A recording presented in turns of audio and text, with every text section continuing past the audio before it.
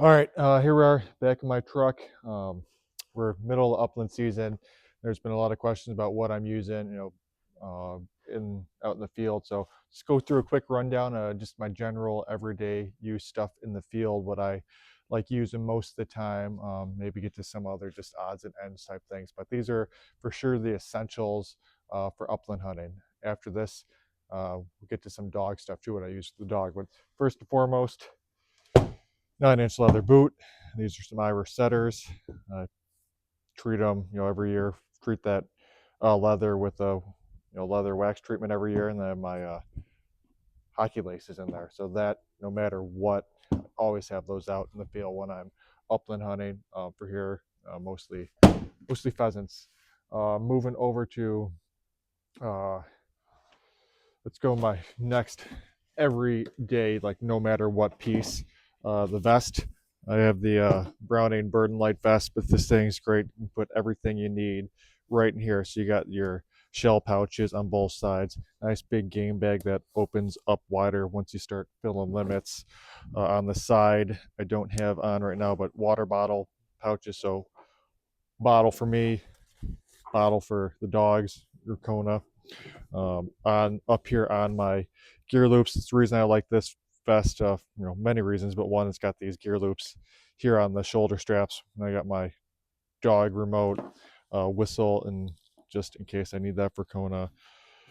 On the other side, more gear loops for various items. You got the finisher on here. If you want, you can string a camelback up through these shoulder strap gear loops as well. And in the back of the game bag, there's another pouch where you can store just snacks if you've got a big day in the field. I always have a first aid kit in here for myself and Kona. If you have extra layers you want to throw in there, that's great. But yeah, this vest for sure, no matter what, every day that goes out, and definitely rep pheasants forever there.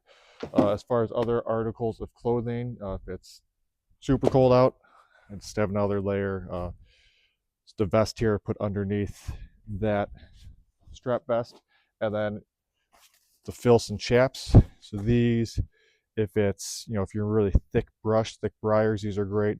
But most, a couple times this year I've worn them already. Really, wet mornings. You're not wet mornings, and then really frosty mornings. We had a really frosty morning, so as the sun came up, that frost was melting off, so it got super wet. So these kept my legs nice and dry, so I didn't have to cut my day short. But yeah, these Filson wax chaps are great, and then they easily come off. So if you're in the field and get warm after that frost melts off and starts to dry up, you can throw those in that gear bag in the back of your vest.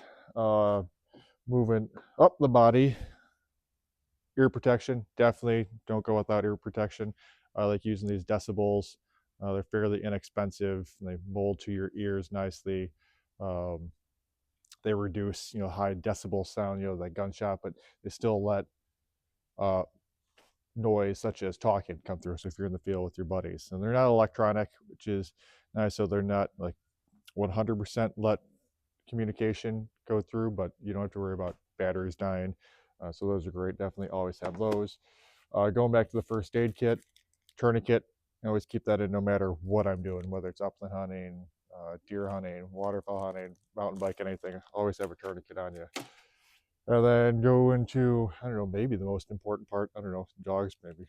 I would say there's not one most important part, but your shotgun. This is my favorite gun. It's the Browning Silver 12 gauge. I also will hunt with the Browning Satori over under. That's just all personal preference. In a future video, I can get into pros and cons of 12 gauge versus 20 gauge over under versus semi auto. It's all, everything's got its pros and cons, but a lot of its preference. But I'm just partial to this gun. It's my favorite gun. I also use it for waterfowl hunting. But one most important thing I think when it comes to the gun is having the proper choke. But for me, I like using this Carlson's Prairie Storm choke to pair with my favorite ammo, the Federal Prairie Storm. Um, Depending on time of year, it's whether I'm using steel or lead and what size shot. So right now in the middle of the season, I've been primarily using like 6-shot lead or 4-shot steel. Later in the season, I'll go down to maybe five-shot lead and 3-shot steel, but always using Prairie Storm. It's great stuff, um, especially since it's also associated with giving back to pheasants forever. So that's the main gist of the basics. In terms of dog stuff, we can get into another video with that, but I always have my kennel, insulated kennel back here, bumpers on the side. Kona's got his Filson vest, but if you guys want more details on dog specific stuff in the field, let me know and I'll make a video for that. All right, good luck this season. It's nice fall day today, a little cool in the morning, sun's coming out, so we're gonna get out for a lunch run um, near the gym for our workout today, and I'll report back.